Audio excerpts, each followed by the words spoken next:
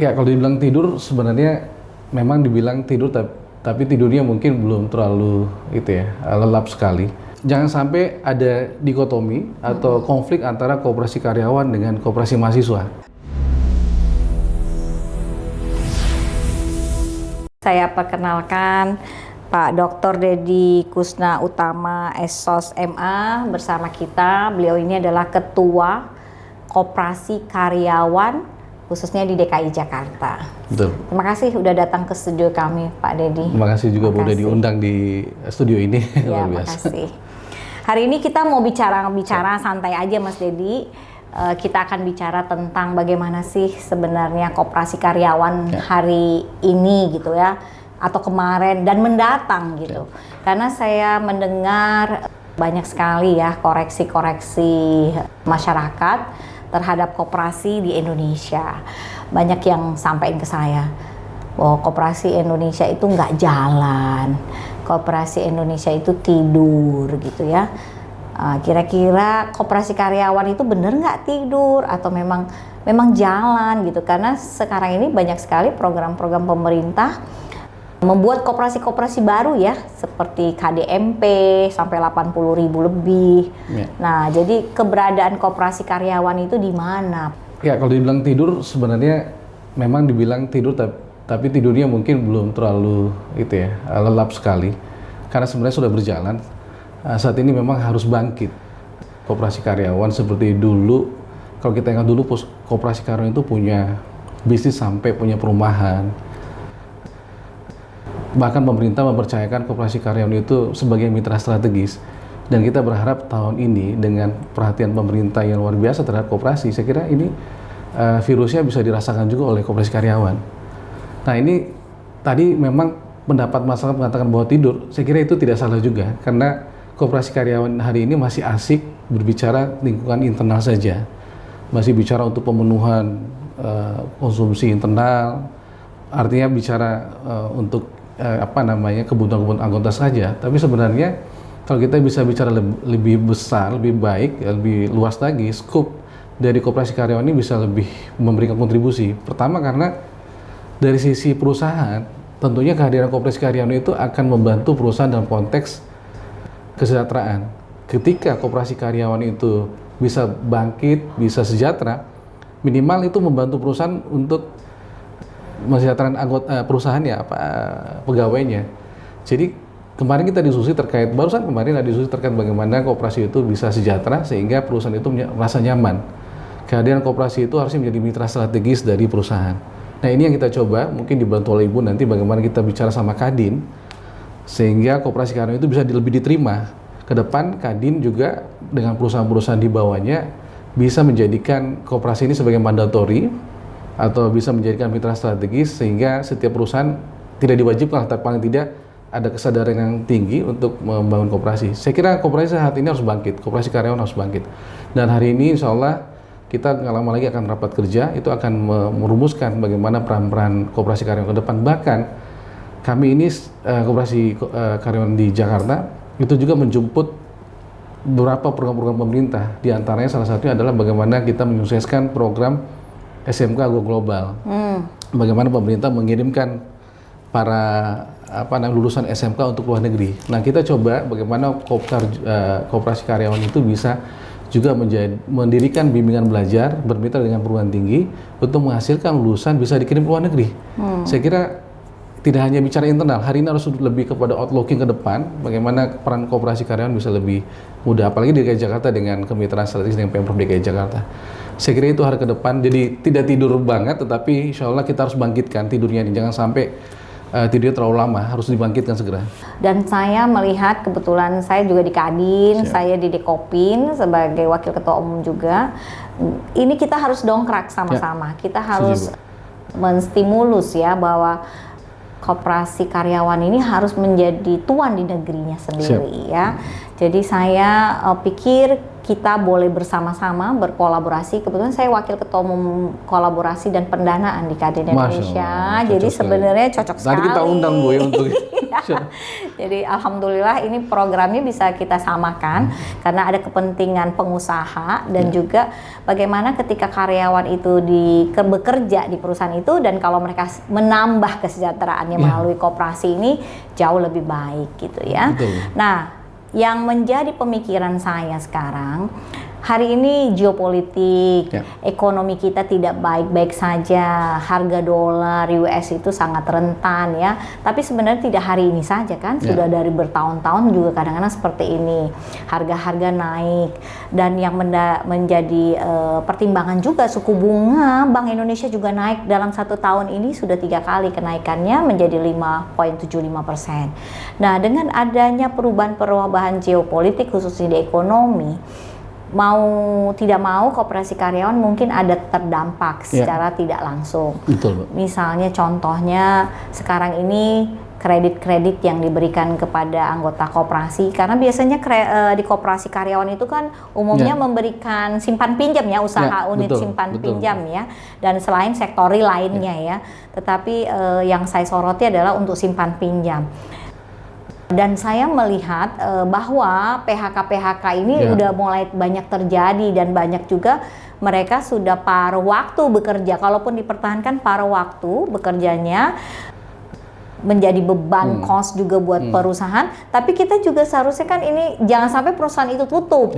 Kalau sampai perusahaan itu tutup malah petaka begitu. Jadi akhirnya mau nggak mau kerja bareng nih antara pemilik perusahaan atau stakeholder dan juga koperasi karyawan dan juga itu karyawan sendiri harus bahu-membahu bersama untuk memperkuat posisi koperasi ini dalam mensukseskan program. Apakah dampaknya itu ada, Pak, terkait dengan hal ini? Misalnya kayak tadi Bapak sampaikan soal PHK itu gimana, Pak? Saya kira tetap ada dampaknya, Bu ya. Jadi tentu tadi anggota semakin berkurang dan juga konsumsi mereka juga semakin terbatas dengan harga naik. Di sini dibutuhkan memang kreativitas. Saya kira sudah cukup kita.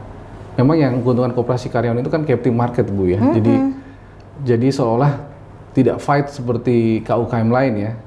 Koperasi ini karena captive market akhirnya hanya mengandalkan istilahnya itu mengandalkan pasar internal. Jadi saya kira momentum ini adalah ada positifnya. Kita harus lebih survival sehingga harus ada inovasi dan kreativitas.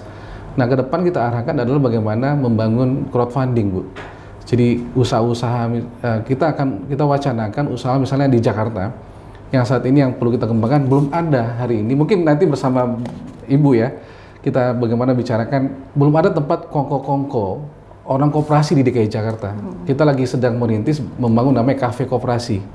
Kafe itu nanti bahasanya seperti misalnya ada nanti makanan risol simpanan wajib, kemudian ada misalnya kita namakan berbau koperasi, sehingga ini menjadi tempat kongko-kongko koperasi. Nah, gimana cara mendirikannya? Kita bentuk crowdfunding.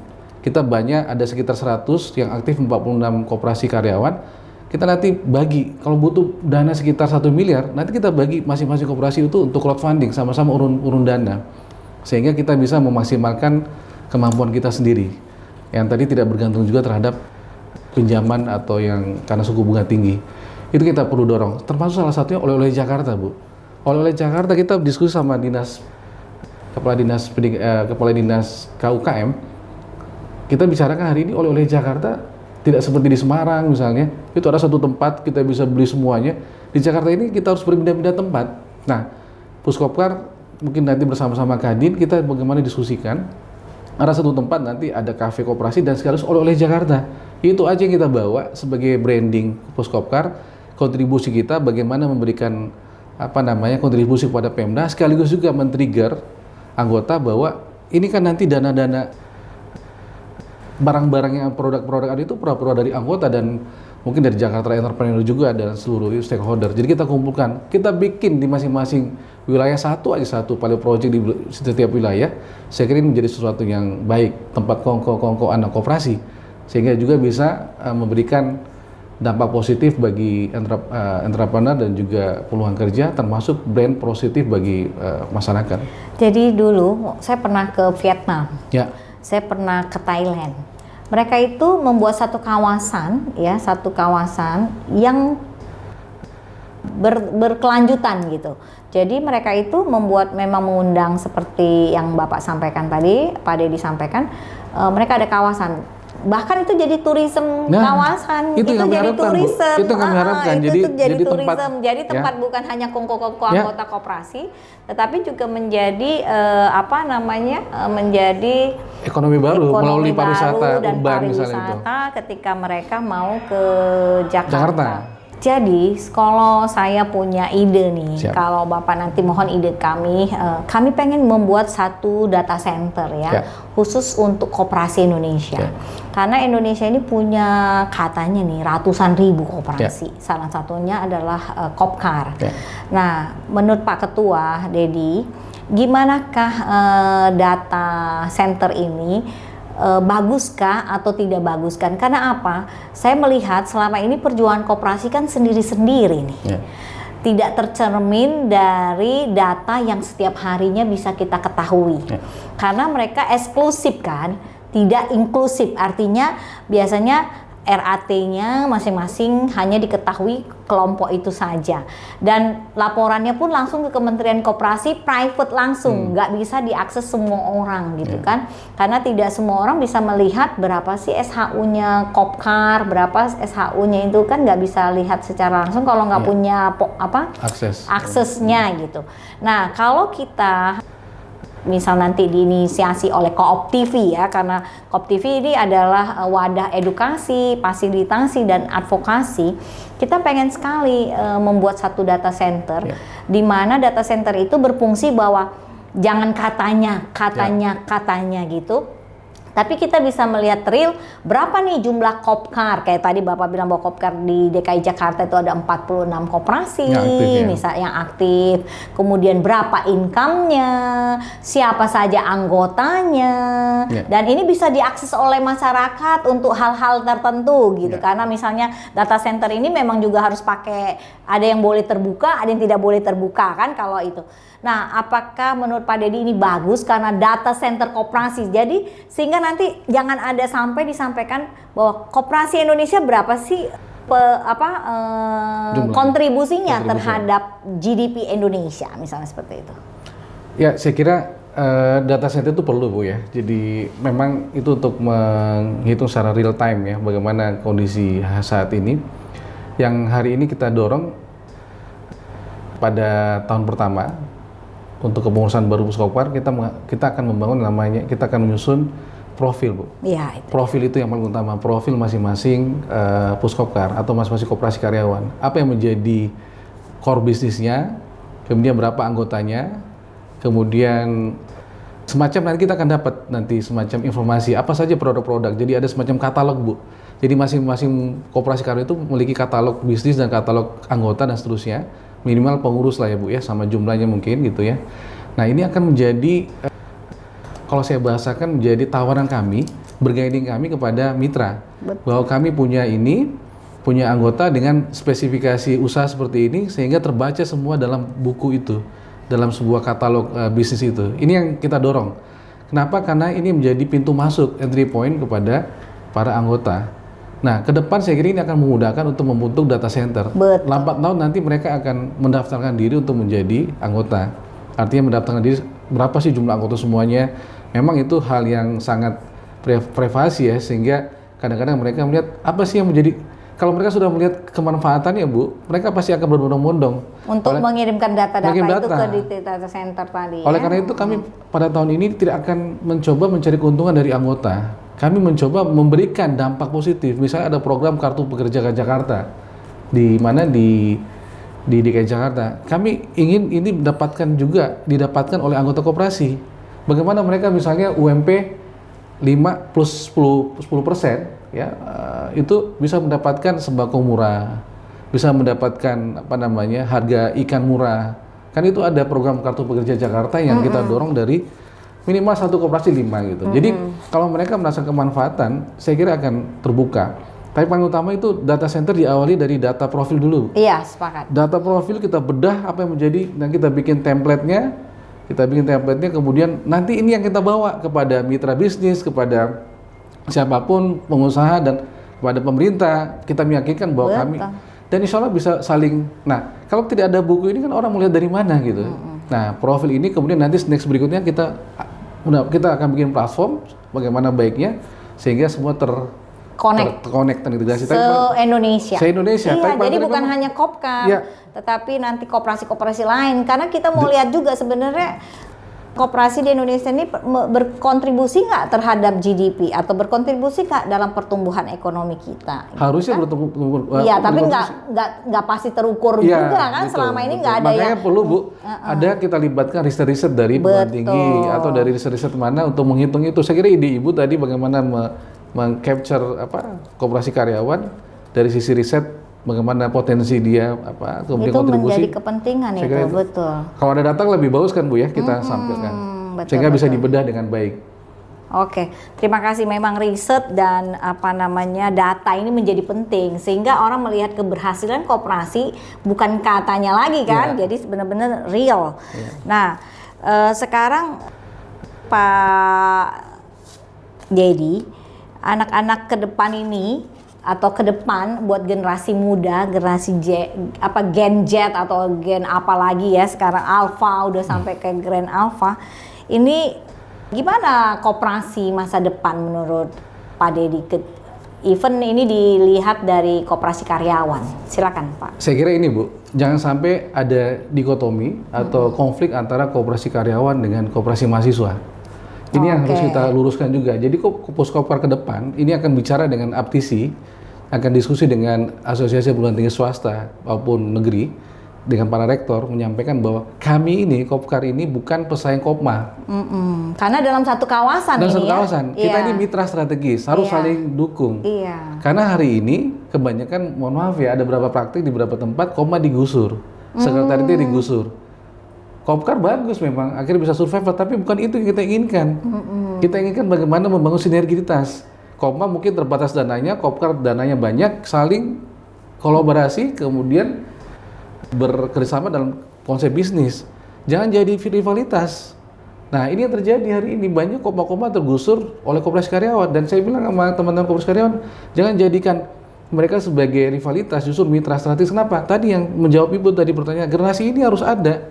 Kalau Kopma habis di perusahaan, di perguruan tinggi, generasi kita nggak mengenal koperasi. Nggak mengenal. Gimana koperasi? Jangan sampai Kopma habis di ini.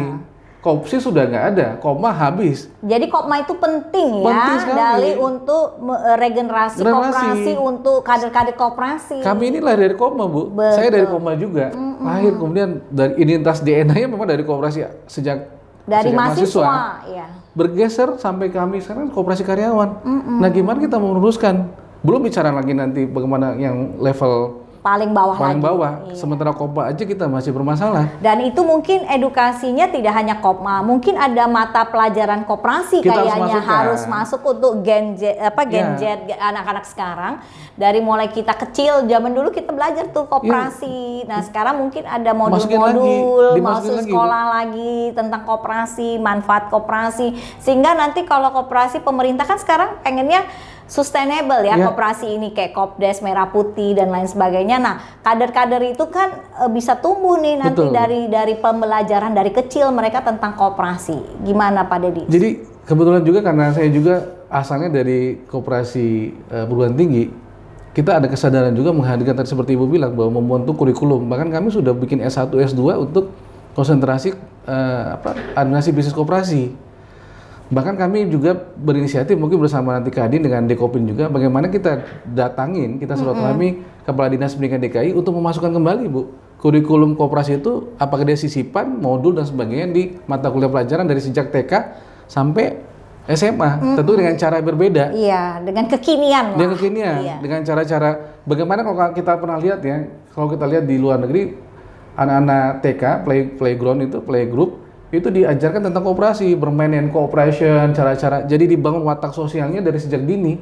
Dan kalau perlu kunjungan-kunjungan ke koperasi yang berhasil ya, mereka bisa studi wisata, nggak hanya ke tempat wisata doang ya.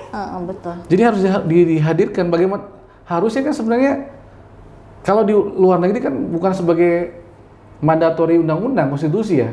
Di kita kan jelas konstitusi pasal 33 koperasi. Iya, itu ada legal Legal standingnya. standingnya harusnya kan lebih Lebih lebih dalam ya. harusnya lebih sukses. Iya. Tapi ternyata Bu memang Emang perjuangan lah, mungkin salah satunya melalui Co-op TPD, salah satunya kita Salah satunya menyampaikan edukasi. edukasi. Dan kita TV pertama di dunia Pak untuk koperasi. Masya Allah. Ini luar Alhamdulillah. biasa, keren Iya. banget.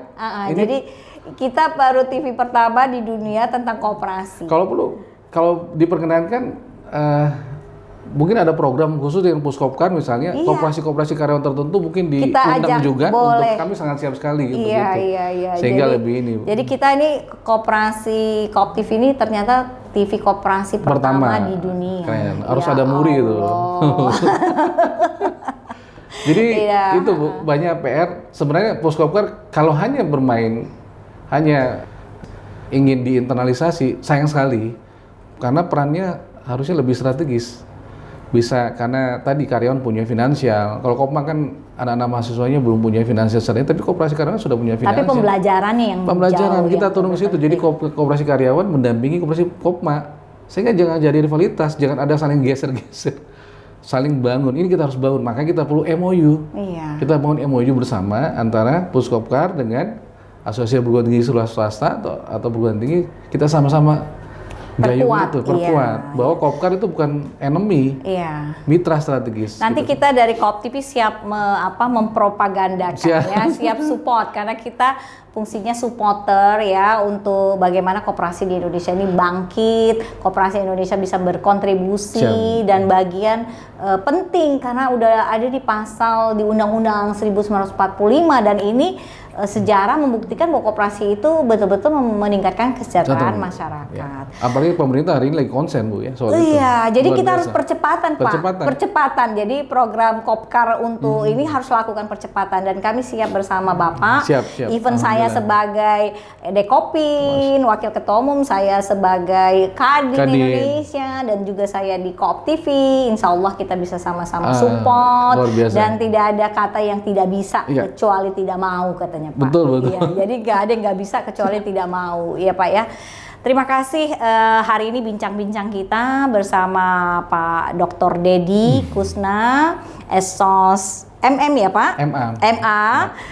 Beliau ini adalah salah satu tokoh masa depan koperasi Indonesia dan insya Allah beliau memimpin koperasi karyawan dengan baik khususnya di DKI Jakarta dan nanti insya Allah teman-teman Bapak Ibu sekalian bisa menghubungi beliau untuk berkolaborasi dan juga bisa membantu percepatan-percepatan yang akan dilakukan oleh koperasi karyawan.